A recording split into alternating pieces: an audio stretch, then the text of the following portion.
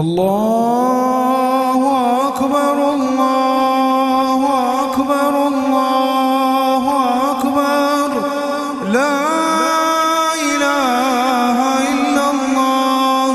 അൽഹംദുലില്ലാഹ് വസ്സലാത്തു വസ്സലാമു അലാ റസൂലില്ലാഹ് വഅലാ ആലിഹി വസ്ഹബിഹിൽ ഫായിസീന ബിറളില്ലാഹി അമ്മാ ബഅദ്.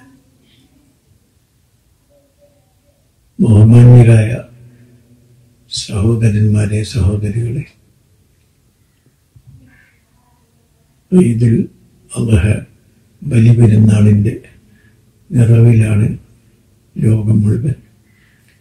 മുസ്ലിം ലോകത്ത് ഏറ്റവും അധികം സംഭവബഹുലമായ ചരിത്രത്തിലെ ഏടുകൾ അയവിറക്കിക്കൊണ്ട് ജീവിതത്തിലെ സത്യം ഉൾക്കൊള്ളാനും തൻ്റെ ആശ്രിതനായ മകനെ തന്നോടൊപ്പം നിർത്താനുമുള്ള പ്രചോദനമേകുന്ന ഒരു സംഭവബഹുലമായ ഇബ്രാഹിം നബി അലൈഹി ഇസ്ലാമിൻ്റെയും മകൻ ഇസ്മായിലിൻ്റെയും ചരിത്രം അയവിറക്കുകയാണ് നാം ഓരോരുത്തരും.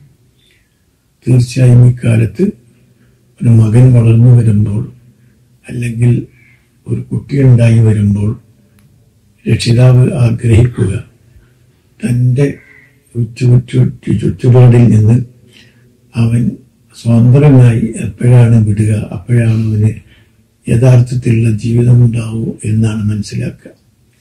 ഈ ഒരു സംഭവം കൊണ്ടാണ് ഇന്ന് അമേരിക്കയിലൊക്കെ കുട്ടികൾ, ബ്രിട്ടനിലും അതുപോലുള്ള പരിഷ്കൃതരെന്ന് നാം ജീവിക്കുന്ന നാടുകളിലൊക്കെ തന്നെ മാതാപിതാക്കളും മക്കളും തമ്മിലുള്ള ബന്ധത്തിൽ വളരെയധികം വ്യത്യാസം നമുക്ക് കാണാൻ കഴിയും.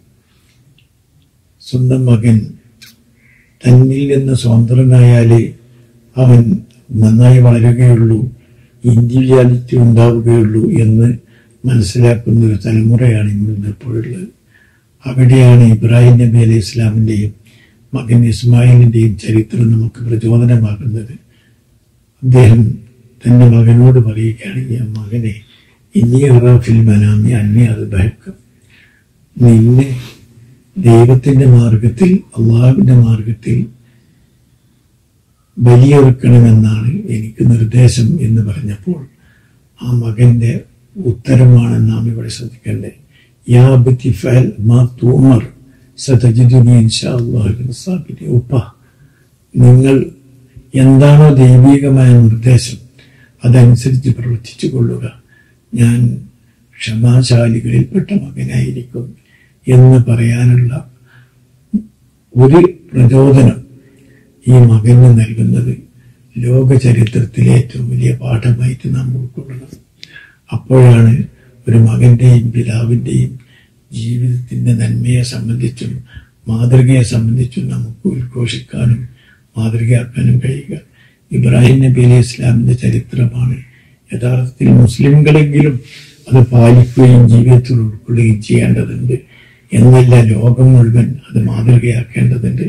അത്തരം ഒരു വലിയ സംഭവത്തിൻ്റെ നിറവിലാണ് നാം ഓരോരുത്തരും എപ്പോഴുള്ളത്. നമുക്ക് നമ്മുടെ മക്കളെ ആ രൂപത്തിൽ വളർത്തിയെടുക്കാൻ നമ്മൾ ശ്രമിക്കുകയും അതിനായി പരിശ്രമിക്കുകയും അവരെ ഉപദേശനിർദ്ദേശങ്ങളിലൂടെ അവരെ സന്മാർഗത്തിലേക്ക് നയിക്കുകയും ചെയ്യുന്നതിന് നാം ഓരോരുത്തരും ശ്രമിക്കുക.